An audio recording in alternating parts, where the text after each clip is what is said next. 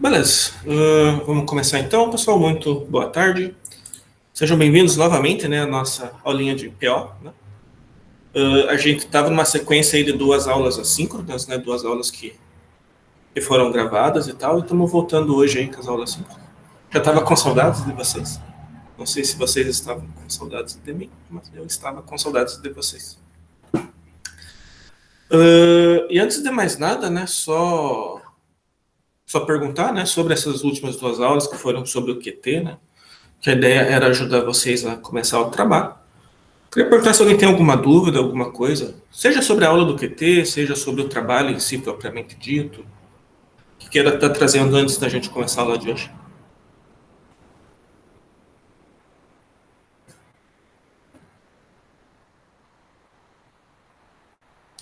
Ninguém, não? Tudo certo? Todo mundo conseguiu rodar lá os exemplos do QT, fazer os primeiros programinhas? Todo mundo já começou o trabalho? Legal. Fico feliz. Se isso estiver certo, vamos então começar a aula de hoje. Né? A primeira coisa que eu comento, a gente tem relativamente bastante coisa para estudar na aula de hoje. A gente vai estudar 3 conceitos. A gente vai falar sobre coisas estáticas, a gente vai falar sobre construtor de cópia e a gente vai falar sobre singleton. Talvez a aula vá até o final hoje, né? Até 2h40 mesmo. Vamos ver se a gente consegue reduzir um pouco antes, mas já deixo avisado que talvez a gente vá mais para frente, beleza?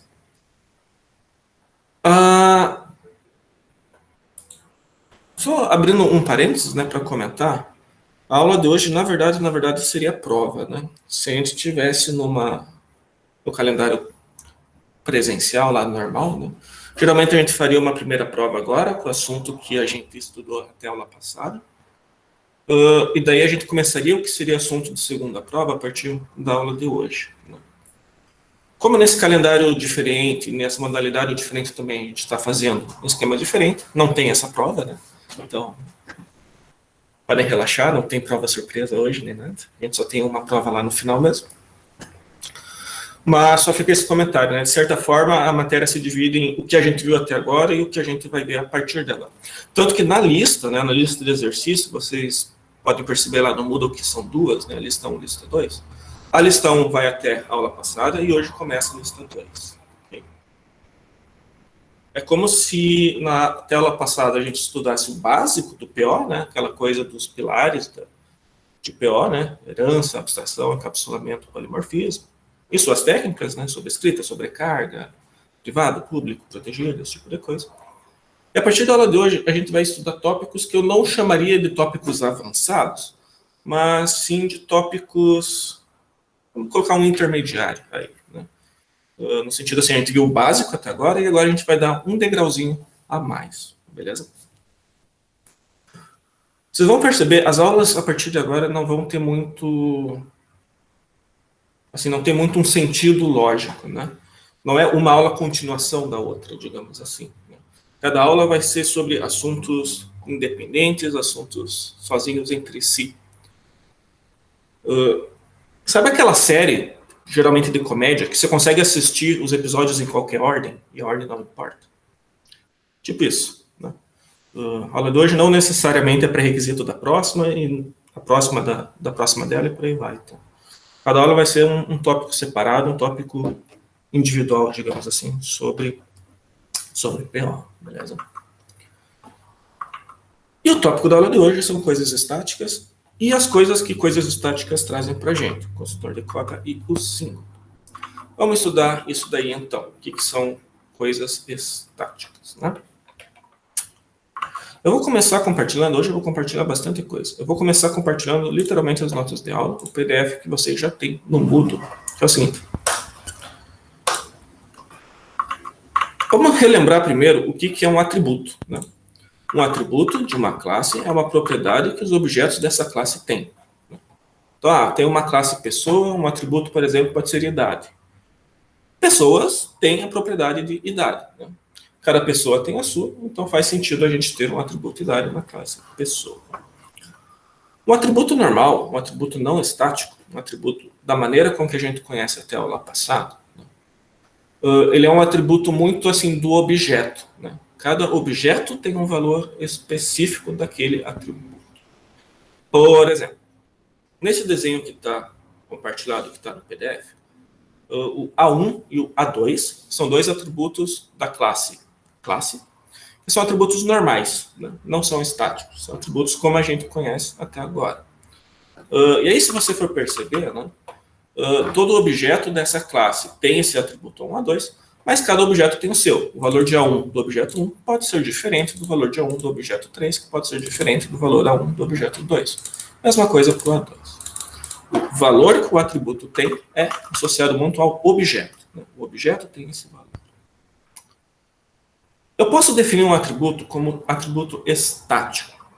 O atributo estático, ele é um atributo que o valor não é do objeto, mas da classe como um todo, né?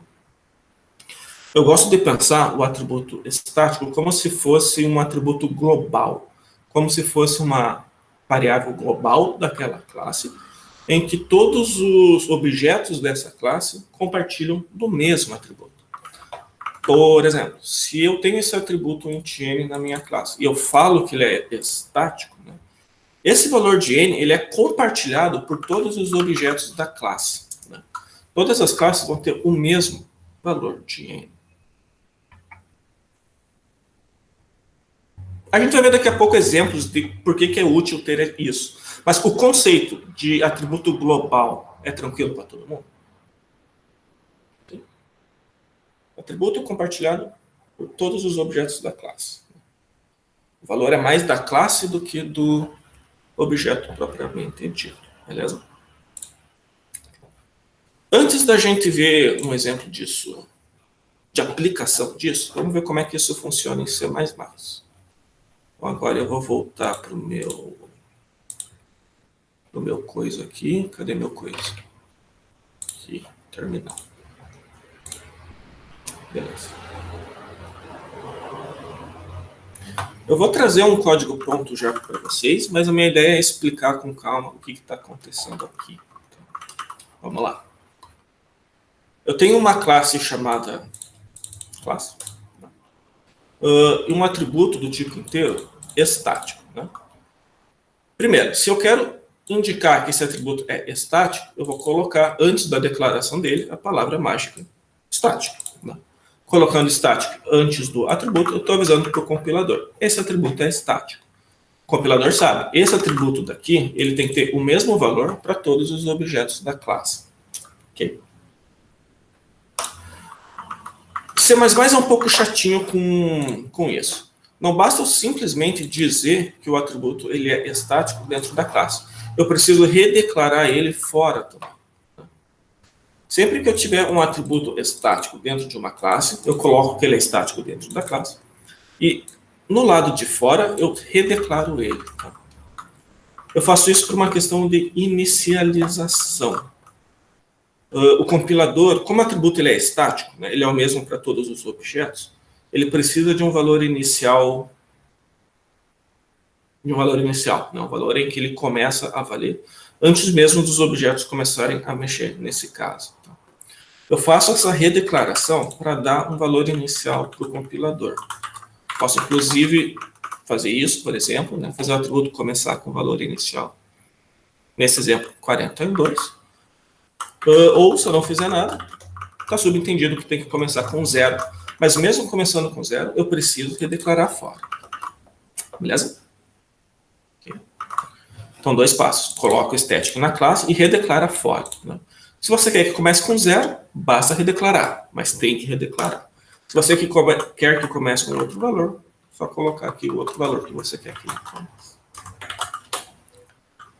E aí, para mostrar o funcionamento desse atributo, né, eu fiz um método chamado método. O que esse método faz é incrementar o valor do atributo estático, e mandar imprimir qual é o valor do atributo. Só isso. É um método para incrementar aí o valor do atributo estático. E aqui na main eu declarei 2 objetos e o que eu estou fazendo é chamando aquele método alternadamente pelo objeto 1, depois do objeto 2. Objeto 1, objeto 2. Beleza? Antes de compilar e rodar, o que vocês acham que vai imprimir quando eu chamar cada um desses métodos? Cada método, quando chama, ele incrementa o estático e diz quanto vale, né? Então, vai ser impresso aqui 4 valores. Quais são eles?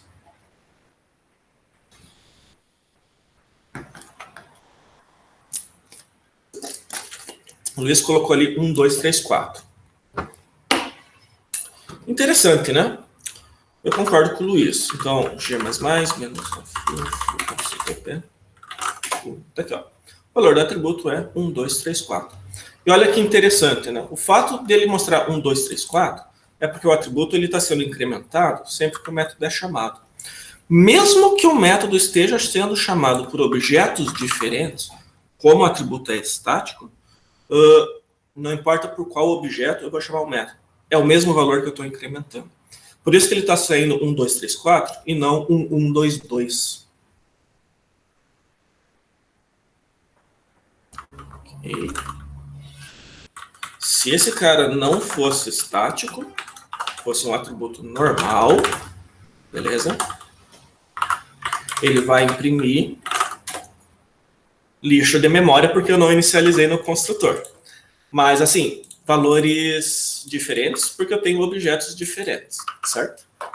Mas como eu estou falando que ele é estático, e aí sim ele vai ser inicializado, nesse caso, com 0, não importa por qual objeto eu vou acessar esse atributo. Ele é estático, ele é o mesmo para todos os objetos.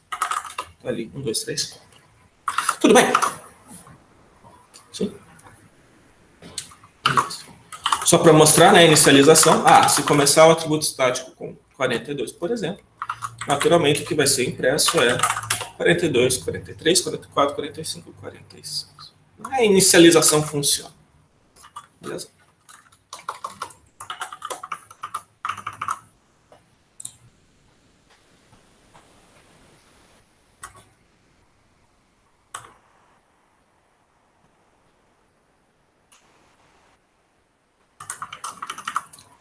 Beleza.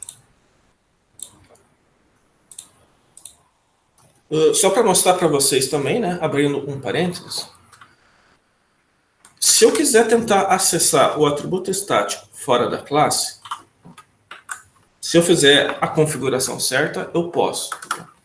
Se eu fizer aqui, ó, um cout maior, classe, 2 pontos, estático, end.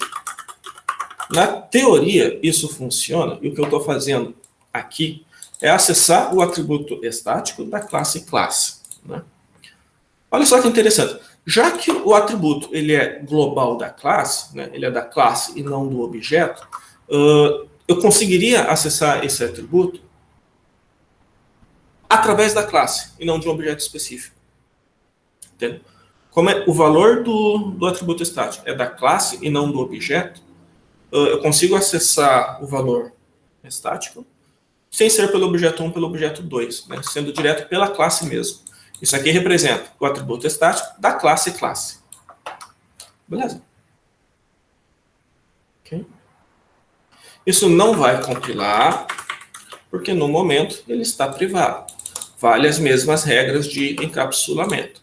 Se eu quiser acessar fora da classe, tem que ser público. Beleza? Aí sim. Consigo acessar e está lá o valor 4. Tudo bem até aqui?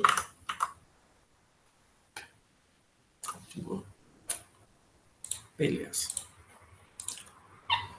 Vamos dar uma utilidade agora para esse conceito, né?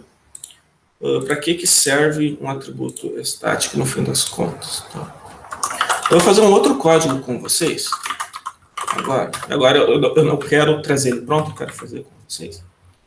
Que é o seguinte, eu quero fazer um contador de objetos. Eu quero, de alguma forma, durante o meu programa, conseguir determinar quantos objetos de determinada classe existem. Por exemplo, aqui na main, eu declarei 3 objetos dessa classe, A, B e C, e de alguma forma eu quero conseguir dar um cout que, no fim das contas, me diga que existem 3 objetos dessa classe, né? Porque existem de fato. Aí lá pelas tantas eu crio mais um objeto dessa classe, então um Cout de alguma forma para me dizer que existem agora 4 objetos dessa classe. Então é assim, eu quero fazer um mecanismo que em qualquer lugar do código eu tenho que ter o poder de saber quantos objetos dessa classe existem. Beleza?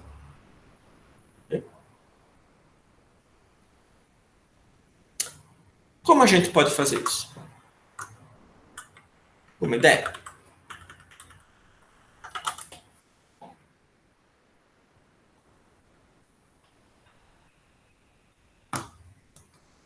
Static, mas mais no construtor. Ok, a frase que o Luiz falou, ela tem 2 partes, vamos falar de cada uma delas. Né? Primeiro static, mais, depois falar do construtor. Primeiro, por que static? Por que eu preciso de uma variável, perdão, de um atributo estático? E qual seria a função desse atributo estático na solução do nosso problema?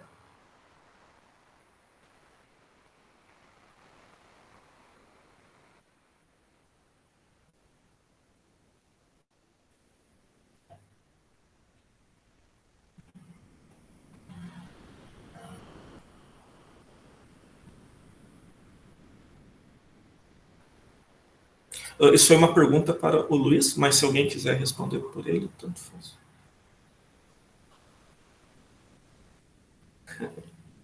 Você tem microfone?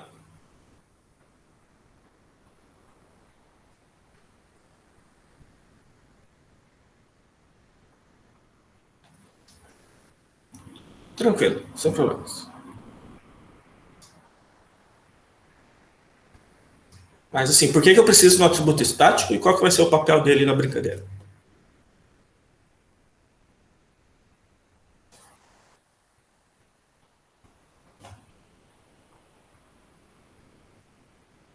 Seria uma ótima forma para contar os objetos. Ok.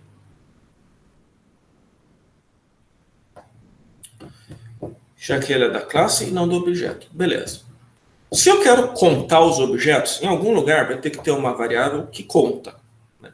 Uma variável cujo valor dela seja quantos objetos existem. Como essa é uma informação que a gente quer usar para contar quantos objetos tem, isso não é uma informação de cada objeto especificamente. É uma informação global da classe toda, certo? A classe como um todo teria esse atributo que seria o contador, que é quantos objetos dessa classe tem. O atributo estático ele é muito o atributo coletivo, sabe? No coletivo, quantos objetos daquela classe tem. Então eu concordo. Eu vou fazer um atributo estático, vou chamar de contador, e aí vamos lembrar. Coloquei como estático dentro da classe, preciso declarar de novo fora dela. Int classe, contador. Qual que vai ser o valor inicial desse contador? Quando o programa começar a rodar, ele tem que começar com quanto?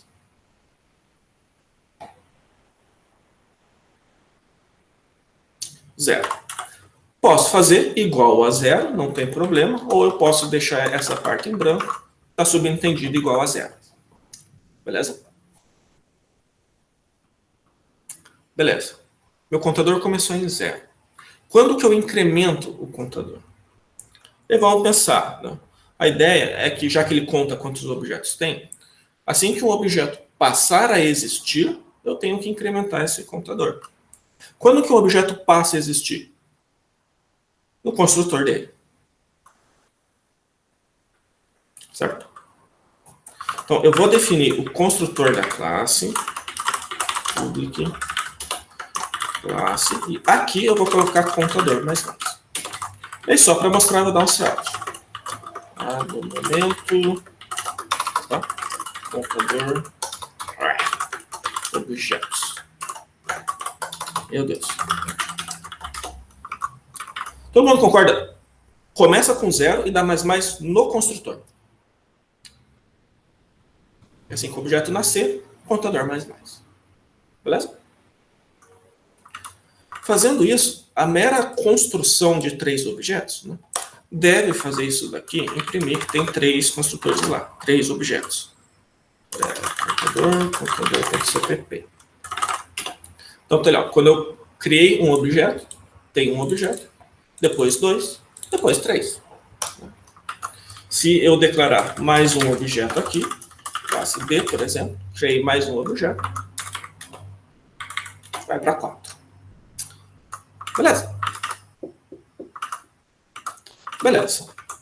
Esse contador ele é incrementado no construtor. Ele precisa ser decrementado em algum momento?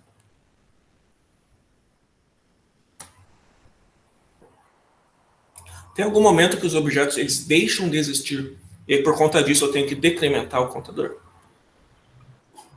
Desconstrutor. Perfeito.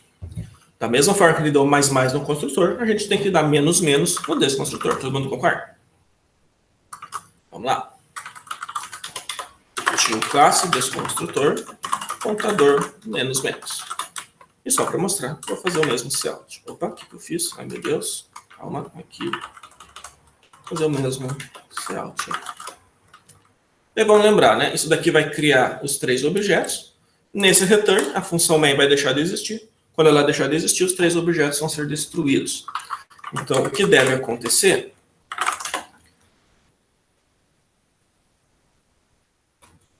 Se eu saber executar o programa certo, né, depois de compilar ele, essa aqui, né, criei um objeto, depois 2, depois 3, e aí a main começou a matar os objetos. Aí caiu para 2, depois para 1, depois para 0. No final do programa, 0 objetos. Tudo bem? Beleza? Nenhuma dúvida por enquanto nisso daqui? Não? Beleza.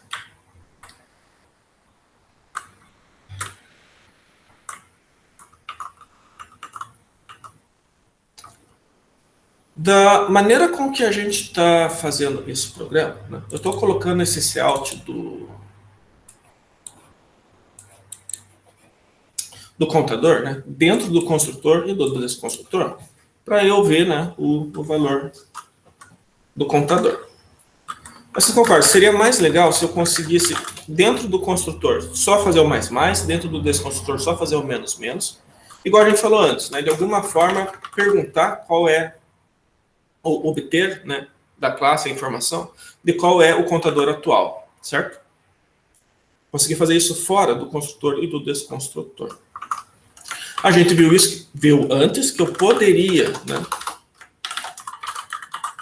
só mandar imprimir isso aqui a tantos objetos. Só que para fazer isso, o atributo tem que ser público, certo? A gente viu isso antes já, né? Para eu conseguir pegar o contador direto aqui, o atributo ele precisa ser público. Então tá lá, tem 3 objetos nesse momento. A gente sabe que não é legal que esse cara seja público. Né? Seria muito legal se eu conseguisse deixar ele privado e usasse um método, um getter, na verdade, para a gente conseguir pegar esse contador, certo? Então faz mais sentido eu definir isso aqui, né? Um int get contador que retorna contador. Ou seja, um método que pergunta para um objeto qual é o contador e o objeto responde. E aí eu poderia pegar qualquer um desses objetos daqui, sei lá, B, e perguntar para ele qual é o contador atual, para saber quantos objetos tem.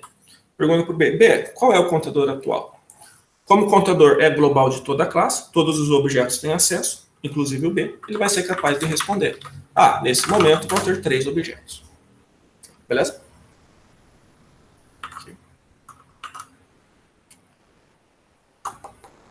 Isso funciona, mas isso é meio ruim porque a gente está perguntando para um objeto específico uma informação que não é do objeto específico. É uma informação da classe como um todo, certo?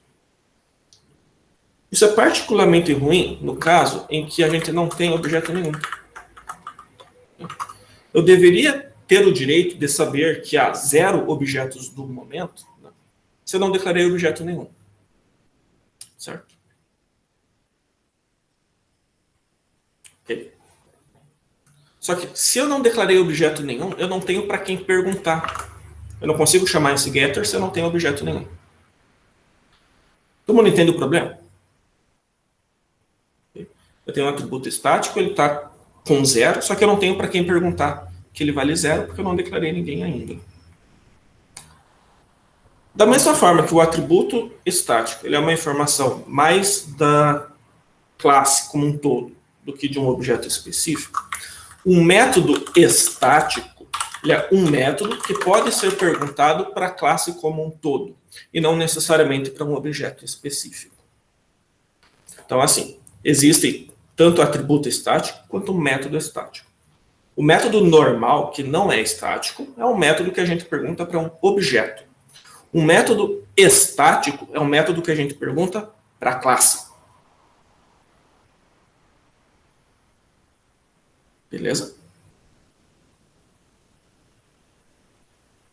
Método estático a gente pergunta para a classe inteira e não para um objeto específico. Como que a gente chama um método estático? Dessa maneira assim. Classe, dois pontos, get contador. Eu não associo a chamada do método a nenhum objeto específico, mas sim a classe inteira.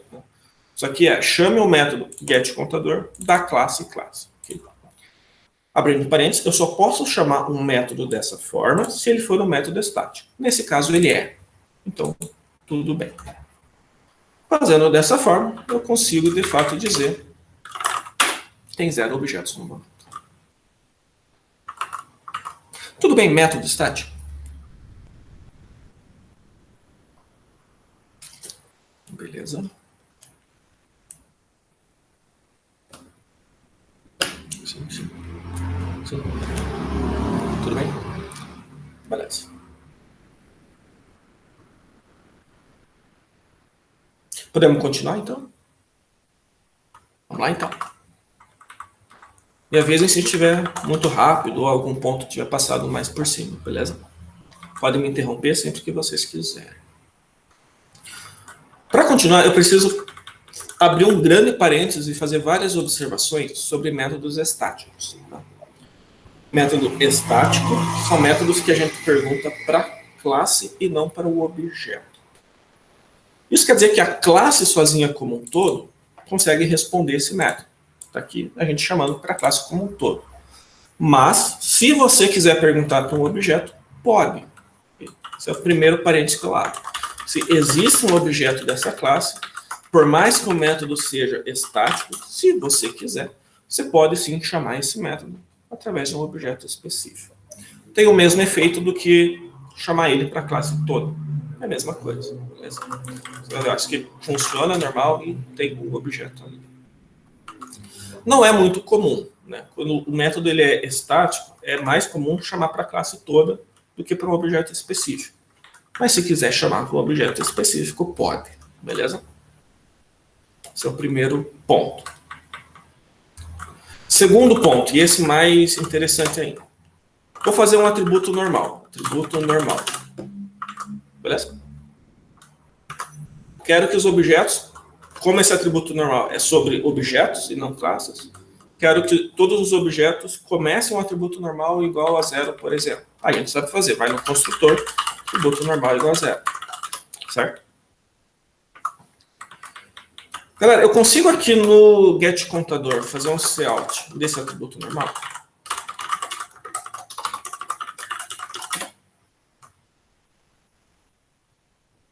Isso funciona? E por que não?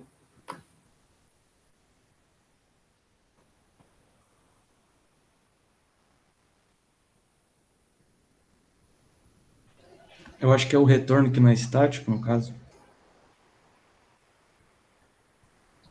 O retorno, nós. Como assim? Porque o método aqui é estático inteiro, né? Uhum. Como o atributo de normalização é inteiro, ele não é estático. Então não pode retornar. Não pode... Não... Ah, você tá retornando, né? Ele está retornando, mas não tem a ver com retorno na verdade. Se eu fizer isso aqui, por exemplo, ele ainda não funciona. Não, eu pensei que tava retornando atributo normal. Você tá fazendo só um cout só.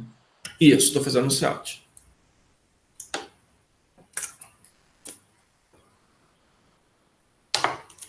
Porque o atributo não é estático. Qual que é o problema do atributo não ser estático dentro de uma função estática? De fato, o erro que vai dar é esse. Meu Deus do céu. A saída do compilador é maravilhosa. Ah, não, ele está reclamando do return que eu tirei sem querer. Peraí.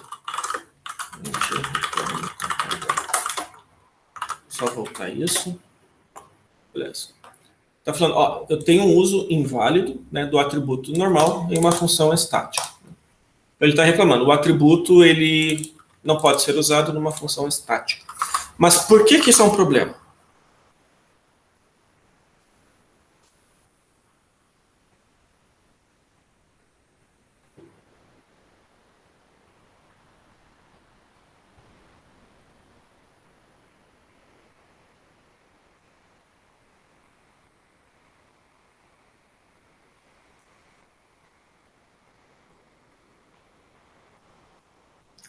No caso da chamada classe dos pontos métodos, ele não funciona. Por quê?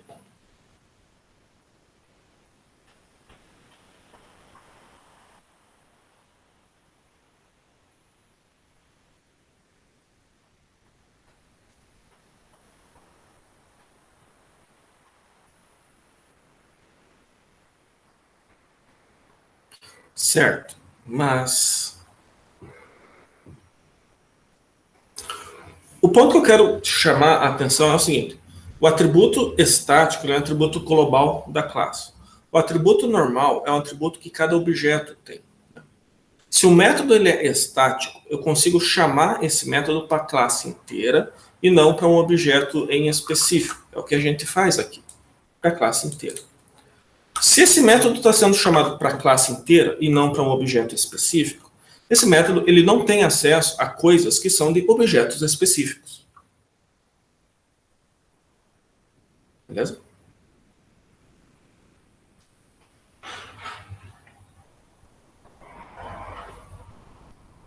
É como se eu perguntasse para a classe pessoas inteira, para a classe inteira, para todas as pessoas do mundo.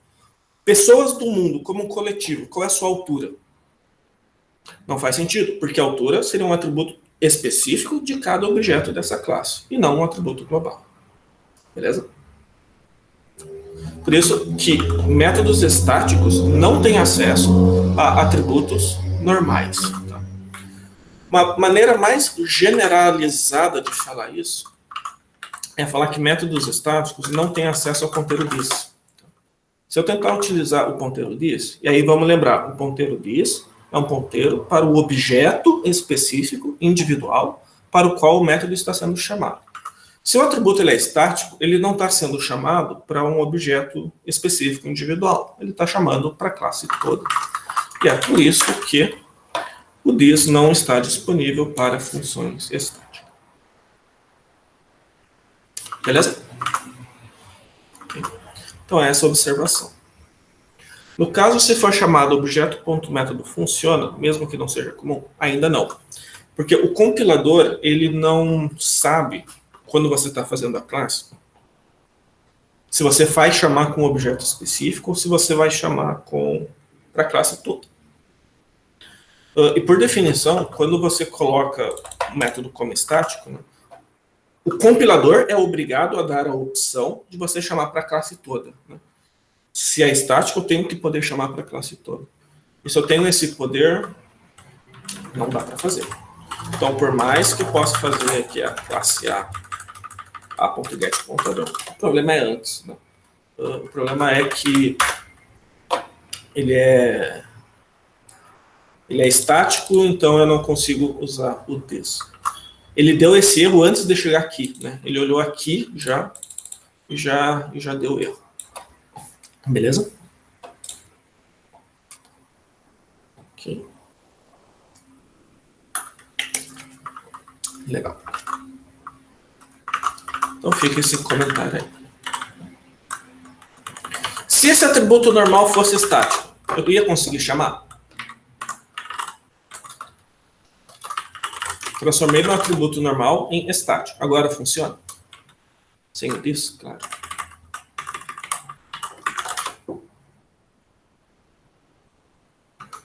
Sim ou não? Agora sim, ele é estático. Se ele é estático, ele não é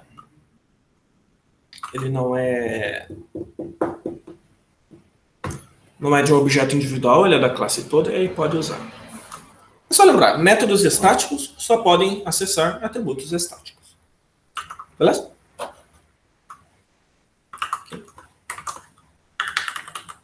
Legal. Opa, esse aqui ainda é estático. Beleza.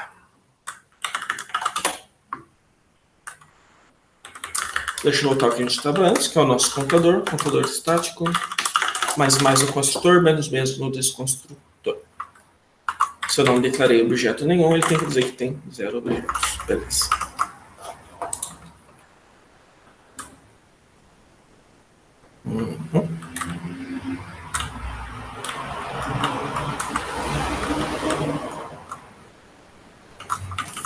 Beleza. Tudo bem o código, por enquanto? Como é que funcionam os atributos estáticos, os métodos estáticos, como é que a gente chama eles, como é que a gente declara? Tudo bom? Beleza. Antes de terminar de falar sobre coisas estáticas e começar a falar sobre o nosso segundo tópico da aula de hoje, só para mostrar para vocês, bem rapidinho, como é que a gente representa coisas estáticas no diagrama UML.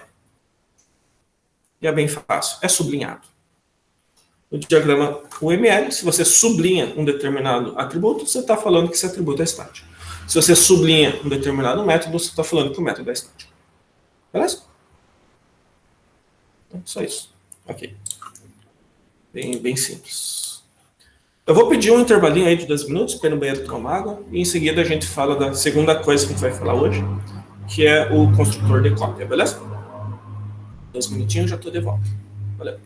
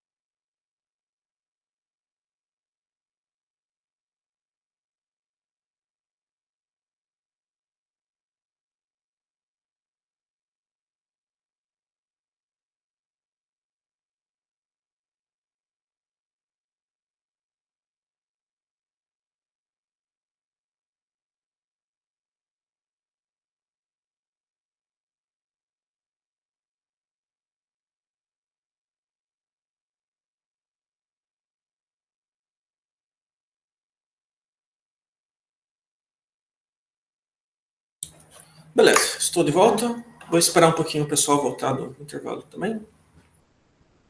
E aí a gente vai falar sobre construtor de cópia. Um negócio bem legal. Bem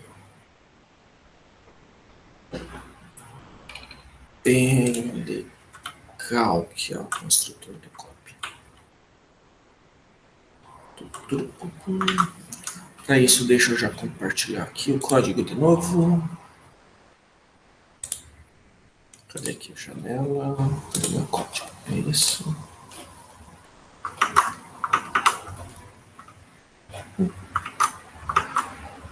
Assim, já abrindo um parênteses, né? Não sei se vocês vão lembrar, porque foi na aula assíncrona, mas vocês já viram uma chamada de um método estático antes. Lá no Qt, quando você pede para abrir uma janelinha de escolher um arquivo, não sei se vocês lembram, você fazia lá que file dialog, uma coisa assim, get open, não sei o quê. Não sei se vocês lembram disso. É algo bem específico, né? Mas isso aqui já é um método estático, né? Nota que eu estou chamando para classe e não para um objeto específico da classe. Então, só para, enfim, dar um exemplo, né? A gente já viu o método estático antes. Okay?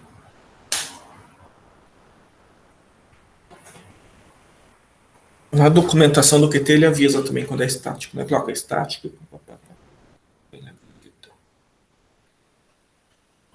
Mas beleza, como o pessoal já tá voltando, vamos dar prosseguimento aqui à nossa aulinha para falar do segundo dos 3 temas que a gente vai falar hoje, que é sobre o construtor de cópia. Eu acho legal porque a gente pode continuar desse mesmo exemplo que a gente estava antes do contador, né? Eu tenho esse atributo estático contador, que começa com 0, construtor da mais, desconstrutor da menos, e eu tenho esse método estático getContador, que é o getterD. Se eu não declarei objeto nenhum, e mando imprimir quantos objetos tem, vai dar 0. A gente já viu isso. Se antes de imprimir isso, eu declarar 3 objetos aqui, A, B, C, naturalmente, né, o construtor do A vai incrementar, o do B também, do C também, isso vai fazer ele dizer que tem 3 objetos, né? Se eu compilar de volta e mandar rodar, 3 objetos. Até aqui a gente está igual a gente estava antes, certo? Olha só o que eu vou fazer agora. Classe D, ou seja, eu estou criando mais um objeto, objeto D, só que eu já vou inicializar ele como sendo uma cópia de A. Eu estou declarando o objeto D, só que eu não estou dando ponto e vírgula. Ah, declarei o D. Não, estou dando D igual a A. O que eu quero fazer com isso é que D seja uma cópia de A. É como se A fosse uma variável, e aí D recebe o valor dessa variável. Beleza? E aí eu mando perguntar quantos objetos tem.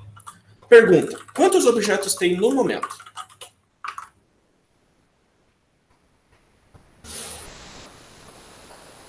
Vão ter 4, né?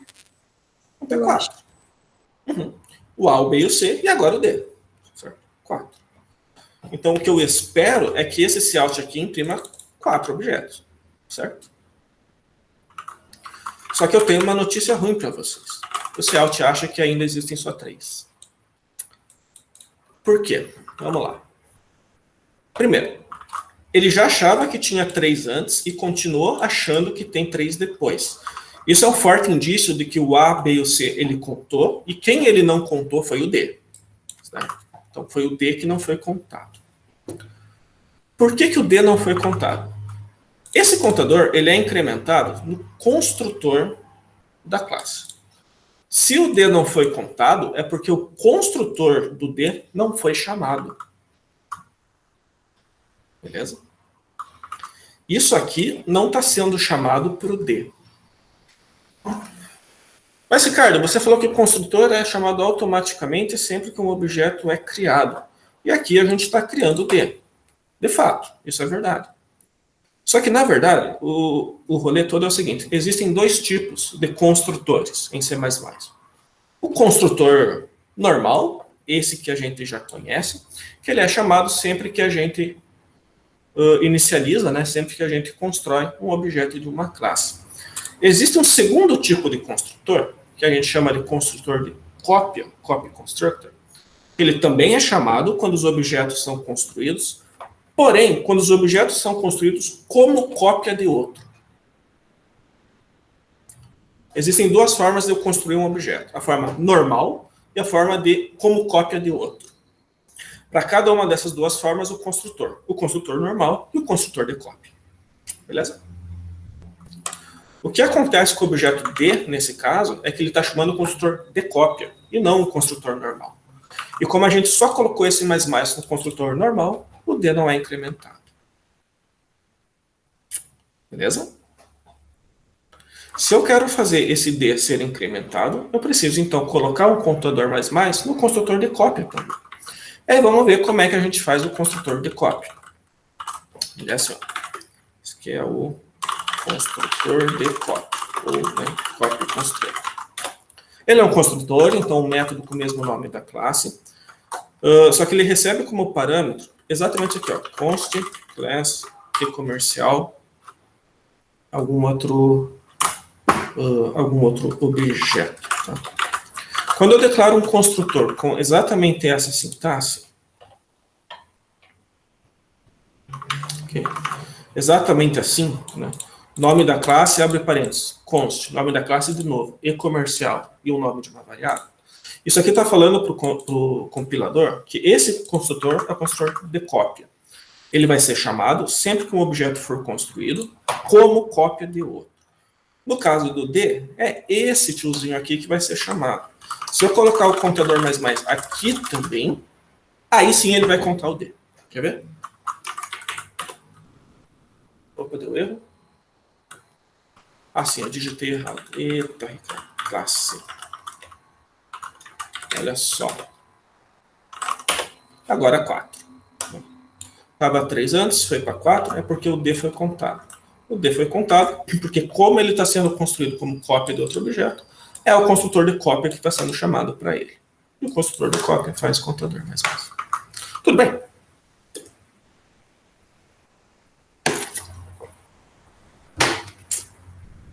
Sim, beleza.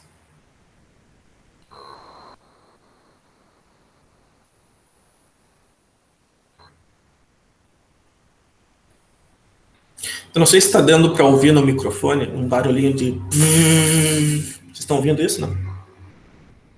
Sim. Eu estou fazendo um mapa. Não sei se alguém já fez esse exame, mas é um exame que você fica o dia inteiro com uma maquininha medindo a tua pressão.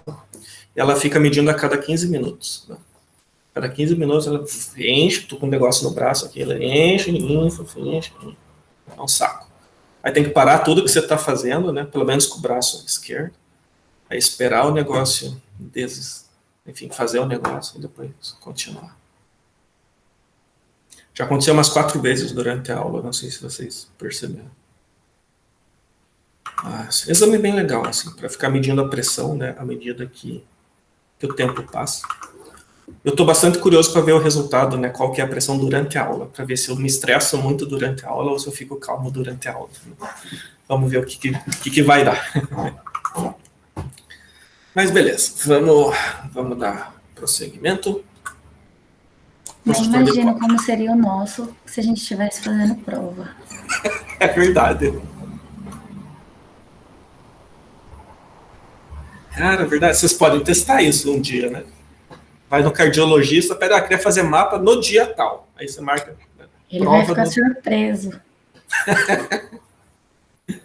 Vai chegar uma luz vermelha já assim no resultado.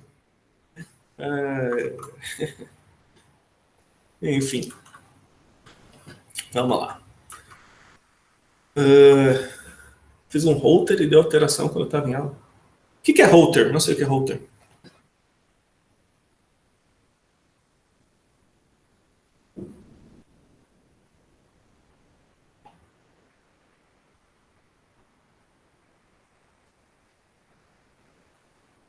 Um aparelho? Certo. Mas é depressão também dessas coisas? Coração e nervosismo? Uhum. Deve ser parecido, então. Uhum. Parece que é um eletrocardiograma contínuo. Certo. Interessante. Foi bem na aula, deu a... Tipo, começou a aula, ficou estranho, aí terminou a aula, ficou de boa.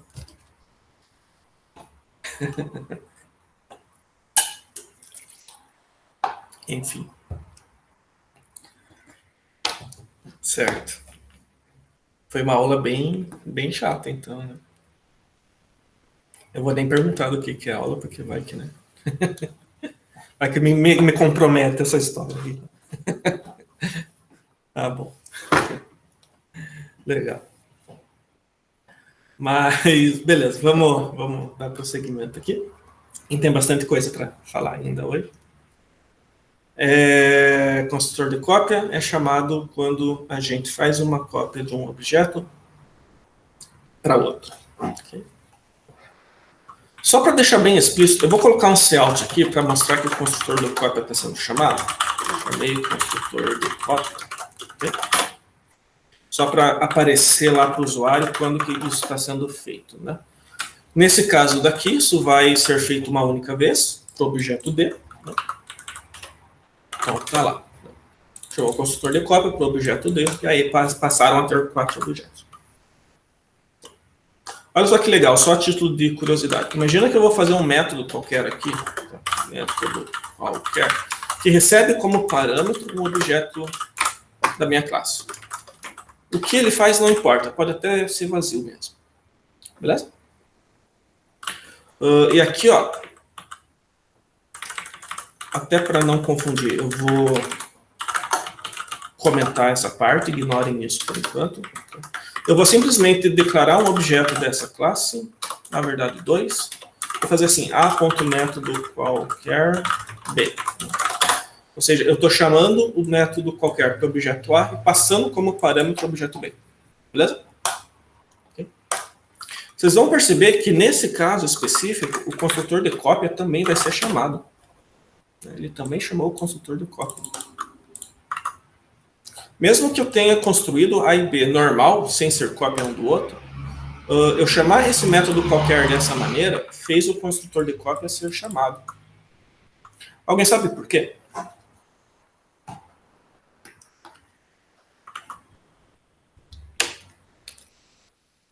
Nem ideia? Isso é bastante interessante.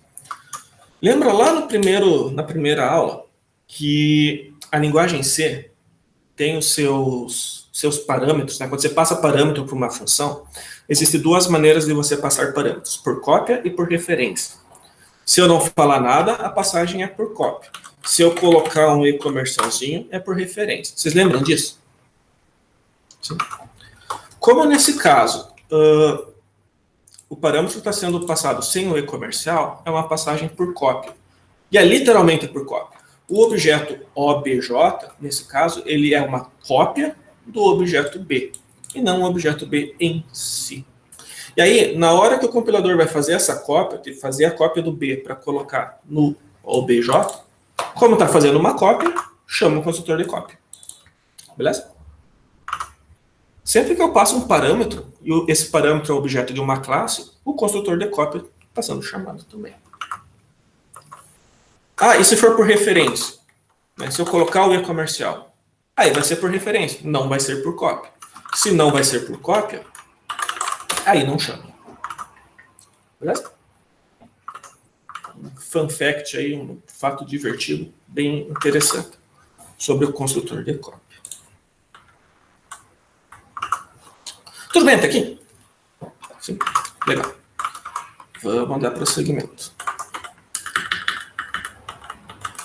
Vamos voltar ao que a gente estava antes, que era isso aqui. Né? Deixa eu já fazer aqui. Classe A, B, C. Então, criei 3 objetos normais. Criei o objeto D como cópia do A. Vai ter 4 objetos. Beleza. A gente sabe que o construtor de cópia vai ser chamado quando a gente construiu o objeto da classe ali, o objeto D, né?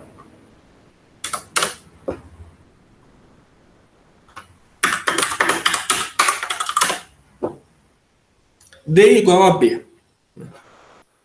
Ou seja, coloque no objeto D, o valor da variável B. Eu olho para esse código e fico imaginando uma pessoa de fone de ouvido. Você vê como é que está a minha cabeça, né? Mas, parece, né? Se você for ver, né? Parece 2 foninhos. Mas, enfim, coloquei o objeto B como cópia do D. Aí a pergunta que eu faço, antes de executar isso, é: será que quando eu faço isso daqui, o construtor de cópia ele vai ser chamado ou não? O que vocês acham?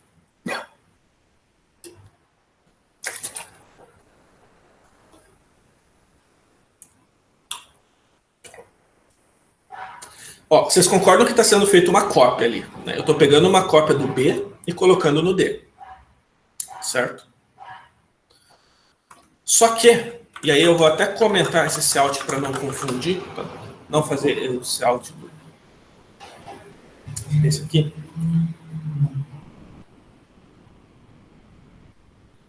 Olha só. Ele chamou o construtor de cópia, só que ele chamou o construtor de cópia aqui, onde a gente já sabia que ele ia chamar. Certo? Como ele só imprimiu isso uma única vez, ele não chama aqui. Ou, para deixar mais explícito ainda, né? Só tem ABC, aí eu faço A igual a B.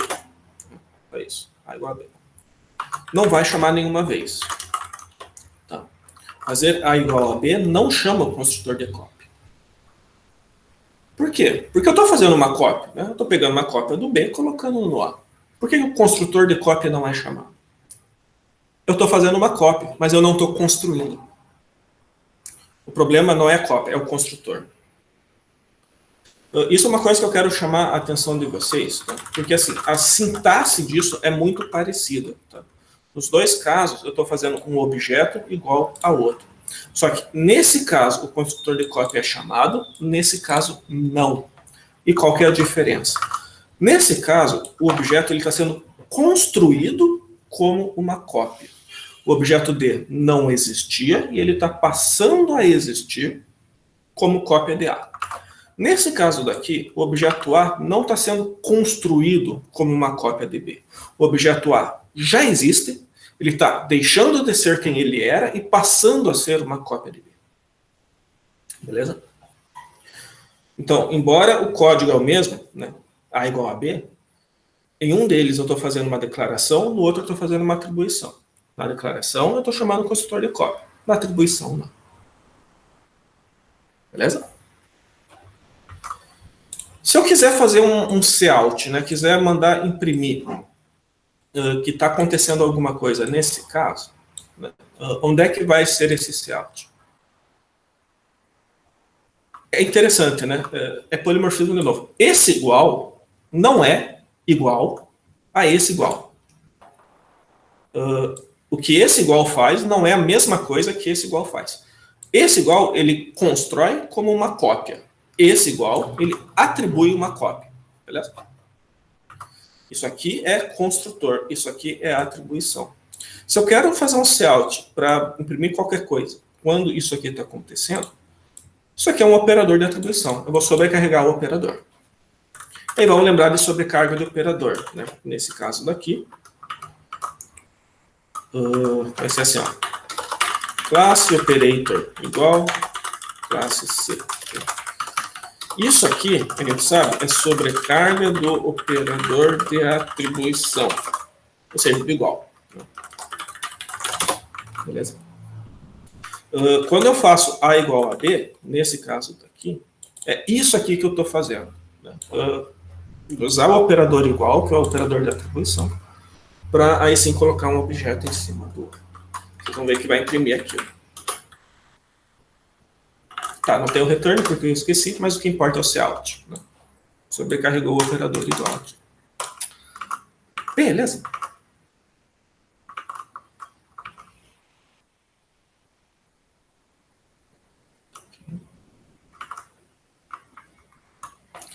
Olha só, vocês viram que apareceu o construtor de cópia duas vezes, né?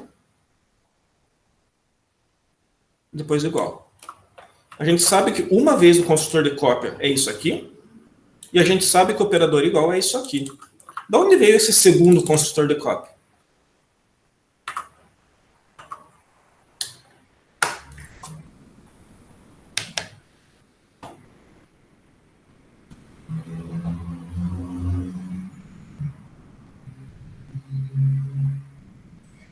É do... a lei da sobrecarga do operador? Que daí você criou o objeto classe. Passou por cópia? Acho que sim. Aqui, né? Uhum. Perfeito, isso mesmo. Né? Lembra que o operador igual, ele é um método que recebe como parâmetro quem está à direita. Nesse caso, quem está à direita é o B.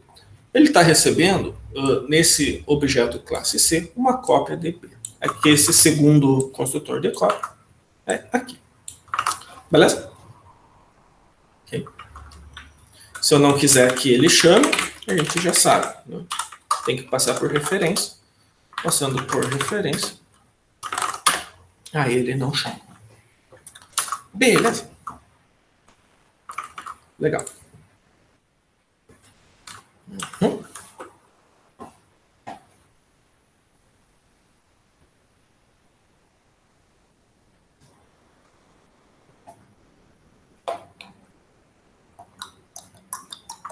Beleza.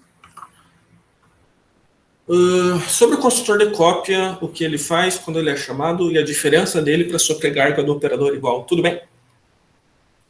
Podemos ir para o último assunto da aula de hoje, que é o singleton. Galera, o singleton, se você for olhar lá no trabalho, é um dos requisitos. Tá? Tem que ter um singleton lá. Então vamos ver o que é esse singleton e como é que a gente faz ele. Para mostrar isso, eu vou fazer um outro código. Só um minuto. Deixa eu ver se eu consigo fazer só com uma mão. Vamos lá.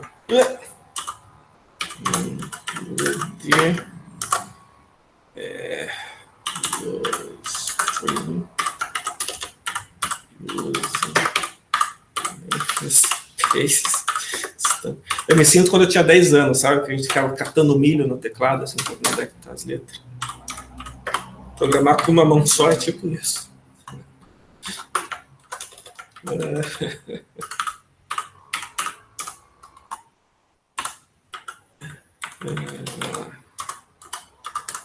Classe número. Aí foi. Classe número. Só para exemplificar. Uma classe de exemplo aí, uma classe número que é um número. Beleza? Só para exemplificar mesmo o negócio. Pessoal, primeiro parênteses, né? O que é o tal do singleton? Singleton, como é que escreve? Primeiro, o singleton ele é um padrão de projeto. Ele não é exatamente um comando de C++ ou um conceito de PO. Ele já é um conceito mais parecido com engenharia de software, ou tem mais a ver com engenharia de software do que com PO. Né? É mais uma maneira de fazer determinada coisa no nosso software do que, de fato, um comando da linguagem de programação. A coisa que eu quero fazer no meu software é o seguinte: definir que essa classe ela só pode ter um único objeto dela. Um singleton é uma classe que eu só posso ter, no máximo, um objeto. Eu quero proibir que existam 2 ou mais objetos dessa classe. Beleza? O que a gente vai fazer vai ser um pouco diferente, mas o efeito disso seria como se fosse, eu posso fazer isso aqui, número X, beleza, compila, roda, funciona maravilha, mas eu não posso fazer isso aqui. Okay? O que eu quero fazer é limitar o número de objetos dessa classe em 1. Só 1.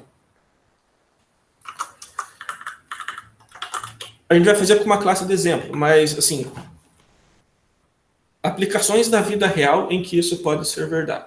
Inclusive, fica a dica para o trabalho. Né?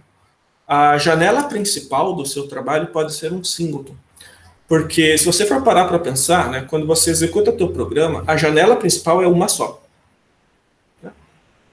Não é 2 ou 3 ou mais. Embora lá no Qt você vai definir uma classe janela principal, a quantidade de objetos dessa classe vai ser um só. Então essa classe você pode transformar num singleton, por exemplo. Faz sentido? Beleza. Como que a gente faz isso? Né? Como que a gente define que um objeto ele só pode, uma classe só pode ter no máximo um objeto? Existe mais de uma forma da gente fazer isso, né? Mais de uma maneira correta da gente fazer isso. O que eu quero mostrar para vocês é a forma que eu acho a mais simples, que é o seguinte. Fazer isso em 2 passos. Primeiro, proibir que eu possa ficar criando objeto dessa classe na louca. Tá? eu quero de alguma forma proibir que lá na main ou onde for, eu possa ficar declarando objetos dessa classe. Beleza? Como é que eu proíbo que um objeto seja declarado?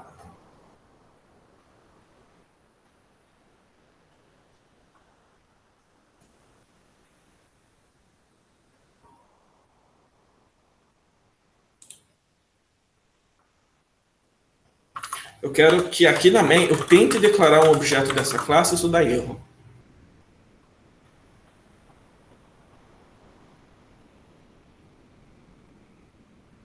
Talvez deixar o construtor privado?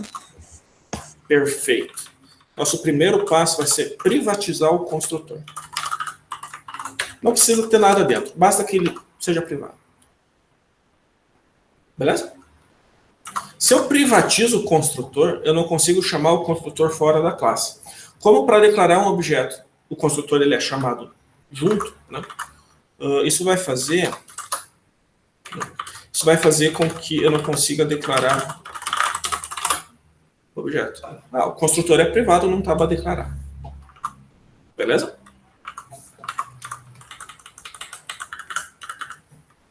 Eu vou um pouco mais além. Além de privatizar o construtor, eu vou privatizar também o construtor de cópia e eu vou privatizar a sobrecarga do igual. Privatizar o construtor de cópia, a sobrecarga do igual, na prática, assim, é proibir que os objetos sejam copiados. Então, eu não só proíbo que eles sejam criados, mas também proíbo que eles sejam copiados. Ok? Então, eu vou privatizar tudo. Né? Vou privatizar as três coisas. Privatiza o construtor, privatiza o construtor de cópia, e privatiza o operador de igual.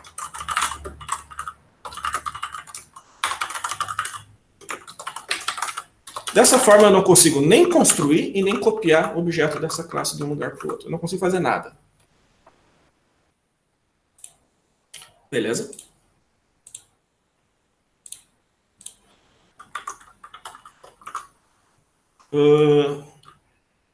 Eu farei uma piada agora sobre sair privatizando tudo, mas eu não vou fazer por motivos que, enfim, não vou fazer. Mas imagina aí na sua cabeça uma piada sobre sair privatizando tudo. Beleza? Sai privatizando tudo e aí você proíbe de construir e proíbe de copiar objetos desta classe. Beleza. Fazendo dessa forma, né, eu não consigo sair declarando objeto dessa classe de maneira alguma. Só que tem um problema. Eu não consigo nem criar um objeto que eu quero que a classe tenha. Né? Eu não consigo sair do zero. Eu preciso de uma forma de burlar essa privatização e conseguir criar esse um objeto que a gente quer fazer no singleton, né? Como é que a gente faz isso?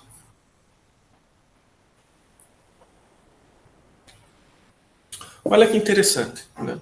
Professor, Oi. acho que eu tenho uma ideia. Você poderia fazer um estático e quando for criado um objeto, fazer uma condição que somente quando for criado esse objeto, você pôr esse sistema. Perdão, a última parte eu não peguei. Você faz uma condição... Faz uma condição para que quando um objeto for criado, usando a variável estática, você possa fazer só com o objeto. Caso já tenha caso passe de um objeto, você não possa mais fazer. Uhum. Perfeito. Eu gostei da ideia, é isso que a gente vai fazer, o Esdras está certo. Mas vamos por partes. A primeira parte envolve usar um atributo estático, né? Certo? Vamos pensar assim, se eu quero que eu só tenha um objeto da classe, né? Embora classe e objeto são conceitos diferentes, como o objeto é um só, elas acabam meio que virando equivalente. Né? Se eu só tenho um objeto daquela classe, né? Eu ter uma variável estática, por exemplo, que é uma variável que vale para a classe toda, se o objeto vai ser um só, na prática vai ser variável desse um objeto também. Ou, talvez mais fácil pensar o contrário. Né? Se eu tenho um atributo que ele é estático, e que, portanto, vale para todos os objetos da classe, só que eu vou dar um jeito de definir que a classe só tem um objeto só, então esse atributo vai valer para a classe toda. Fica um pouco confuso, né? Mas a ideia assim, é usar o atributo estático para criar uma relação 1 para 1 entre o objeto e a classe. Beleza?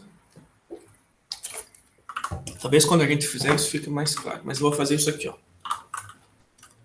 Vou criar um atributo estático para ser assim, na verdade, a instância, vai ser o objeto em si. O objeto, ele vai ser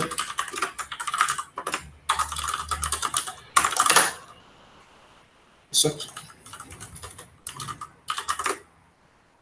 Estático não.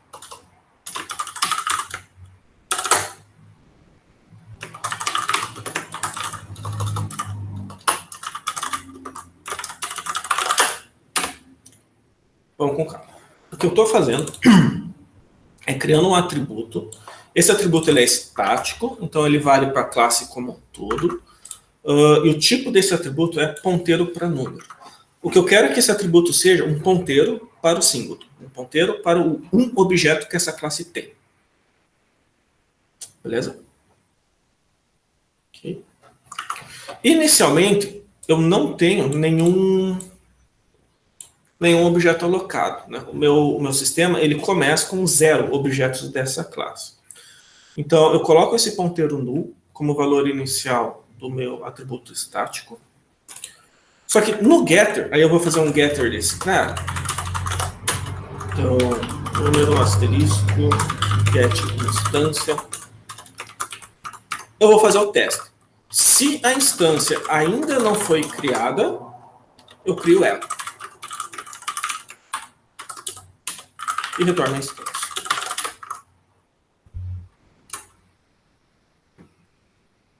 Olha só, eu tenho um atributo estático, então, que vale para a classe como um todo, que começa como nulo, e eu esqueci que o getter tem que ser estático também.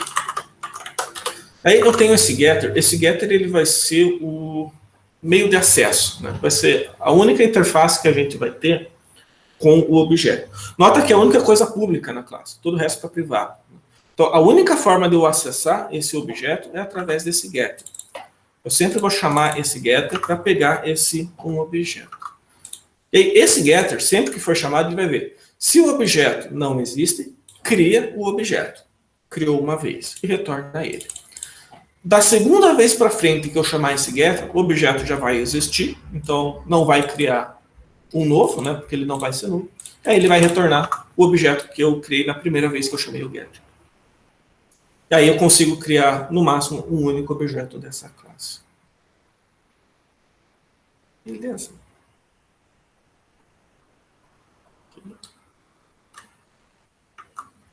Essa é a ideia. Lá na main, né, eu sempre vou usar o getter. Então, ele é um método estático, então eu vou chamar pela classe, não pelo objeto.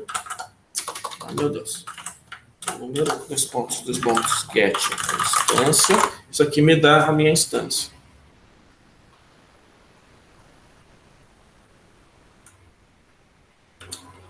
Vamos lá. 27.1 só para a gente poder mexer naquele atributo número ali, né? Então eu vou fazer o setter dele, que é void. Nossa, hoje tá aqui. E aí o getter dele, que é int. Como ele é um singleton, eu só tenho uma única... Peraí, mas se criar outro, então ele retorna o mesmo ou cria uma coisa? Então, não tem como criar outro. Até que a gente privatizou o construtor, a gente privatizou o construtor de cópia, sobrecarga de igual. A única forma que a gente tem de acessar um objeto dessa classe é através desse getter. E esse getter tem um if que me garante que, se um objeto já foi criado, ele não vai criar um segundo.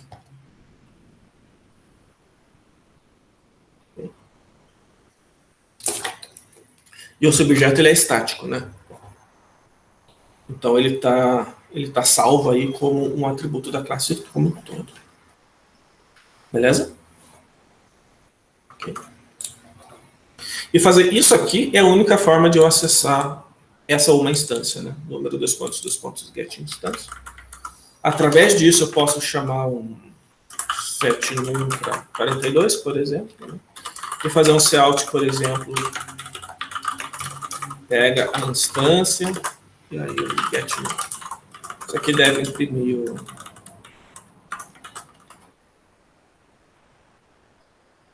$42.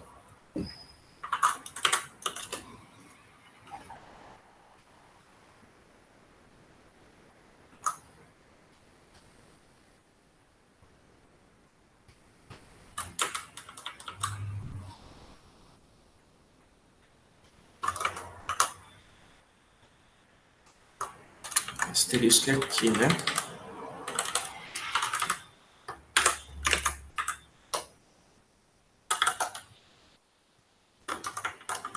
Isso. Ou para deixar mais claro aqui, tinha digitado errado, né? O atributo chama instância, ele é da classe número e o tipo dele é ponteiro para número. Então, ponteiro para número, número dos pontos, instância igual a número. Não importa com o ar, né? Tá ali, 40. Então, se eu quisesse colocar parâmetros para o construtor,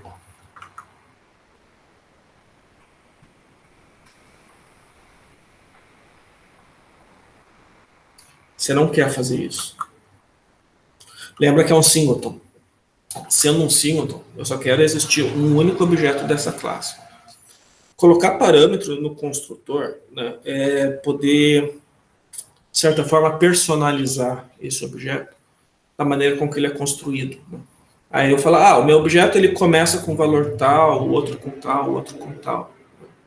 Só que como você só vai ter um único objeto dessa classe no teu programa inteiro, não vale a pena você usar o parâmetro do construtor. Você pode inicializar esse valor direto nele. Okay? Quero dizer o seguinte.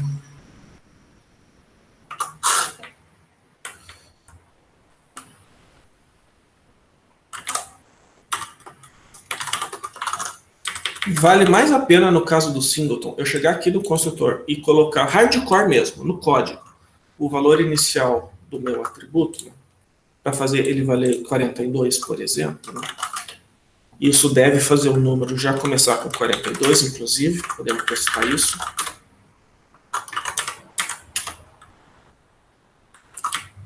Assim que eu souber digitar, né?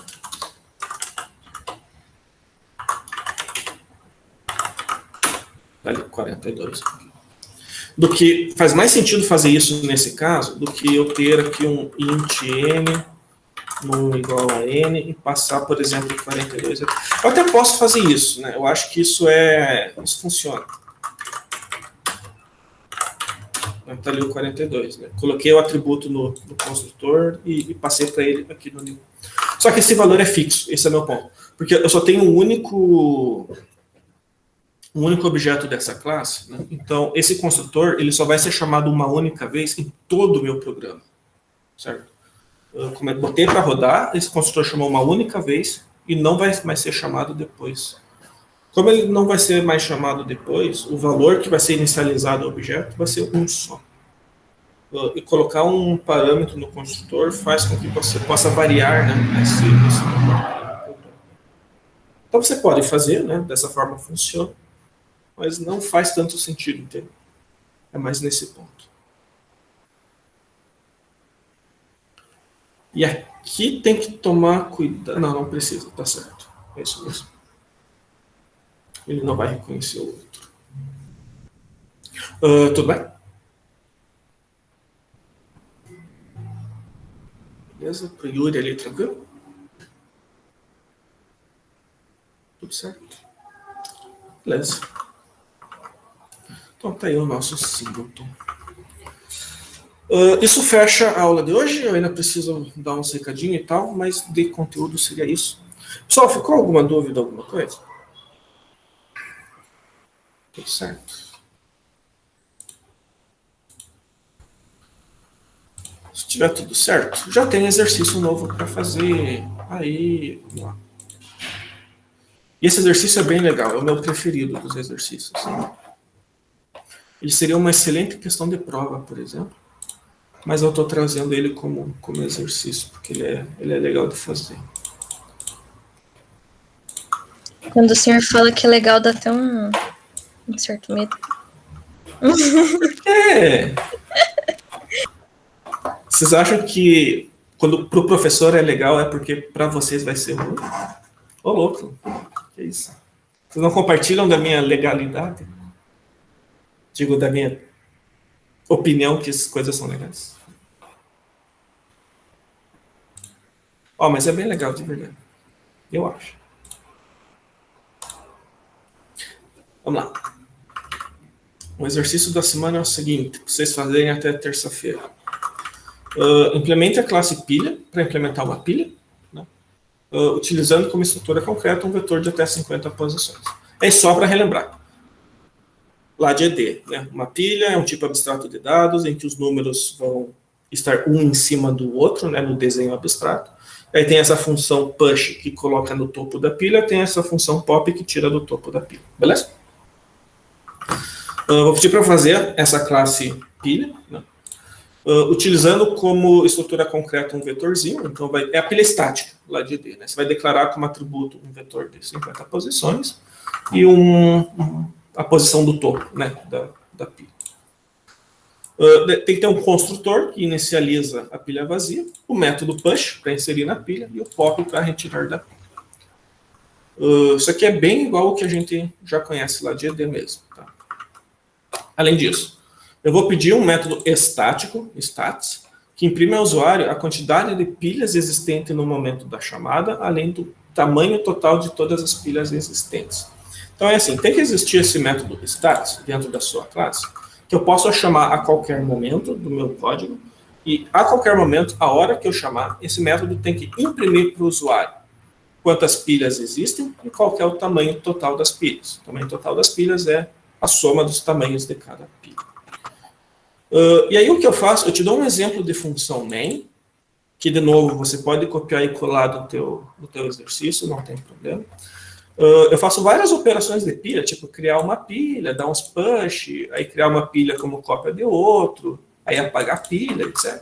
Faço várias manipulações de pilhas. E em diversos momentos eu estou chamando esse método status para saber a situação atual das pilhas. Quantas pilhas tem e qual que é o tamanho total. Se o seu main for esse, né, o que o teu programa tem que imprimir é que na primeira chamada, já de cara, tem que ter 0 pilhas com tamanho total 0. Aí depois cria uma pilha A, coloca 4 elementos lá dentro, a pilha B como cópia do outro. Chama status de novo, tem que ter 2 pilhas de tamanho 8 e por aí vai. Eu coloquei um desenho, né, de o que está acontecendo com as pilhas nessa função main em particular. Então, só para ficar mais fácil de acompanhar o código, né? No começo tem 0 pilhas com tamanho total 0. Aí depois que eu criei a pilha A, empilhei 4 elementos e a B virou cópia de A, o que eu tenho que ter é essa pilha A pilha B como cópia dela e ter 2 pilhas com tamanho total 8. Né?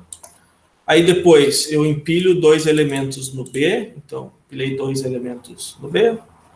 Daí criei uma pilha C como cópia do A, pedi o status de novo, o que eu tenho é isso daqui. 3 pilhas com tamanho total 14, e por aí vai. Beleza? Vocês podem ver com calma o exemplo. Isso aqui é um desenho passo a passo, o que está acontecendo nesse momento aqui. Para tornar o status funcional, você tem que criar outros métodos e atributos, além do solicitado no primeiro parágrafo. Então, além do vetor, além do topo, você provavelmente vai ter que ter os contadores, né, 2 atributos estáticos, para conseguir manipular essas informações. Esse exercício não precisa tratar a exceção. Não precisa ver se a pilha está vazia, se a pilha está cheia, esquece isso, beleza? Exercício individual para entregar até terça-feira. Tudo bem? O que é para fazer?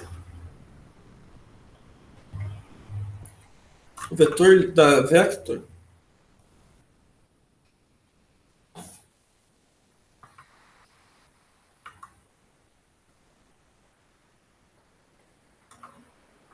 pode ser, eu acho que eu vou aceitar se você mandar, mas eu acho mais fácil usar o vetor do C mesmo, tá? O array lá.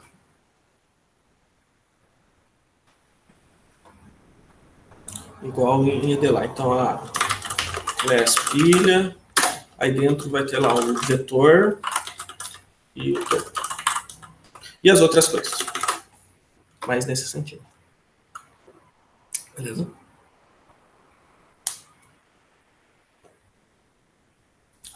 Beleza. Nenhuma dúvida no exercício, não? Beleza. Os 2 últimos recadinhos. Qualquer dúvida que vocês tiverem, vocês podem colocar lá no Discord, né? No canal de texto, a qualquer momento. Vocês podem procurar no P-Aluno também, nos horários que constam no Moodle, ou me mandar mensagem privada e e-mail. Posso estar respondendo, beleza? E o último recadinho, né? Um lembrete amigável aí, né? Um friendly reminder, que hoje é o último dia para cancelar a matéria. Cancelem matéria. É legal cancelar matéria. Okay? Então, hoje é o dia, né? Se você não cancelou nenhuma matéria ainda, agora é a hora. Só para lembrar. Beleza? Então, se tiver tudo certo... Não pode cancelar muito, que daí dá vontade de trancar o curso. Nada contra. Quer dizer, aí é com vocês, né? Assim, sei lá. Você não consegue cancelar tudo, mas manter o vínculo ainda, igual podia fazer na matrícula? Isso é uma pergunta mesmo que eu não sei responder. Não sei, eu lembro que tinha um monte de opções, né? Uhum. Mas eu não sei se consegue. Não sei. Agora é tarde. Pelo menos uma você tem que ficar ainda para estar no curso, então. Para não ser considerado desistente e perder a vaga. Tá. Escolhe uma lá legal que vocês gostam e cancela o resto. Mas eu não sei se perde a vaga. Eu acho que não perde a vaga, se... Não, eu não sei também. Não sei. Cancelar todo. Não sei mesmo. Não sei. Não faço ideia.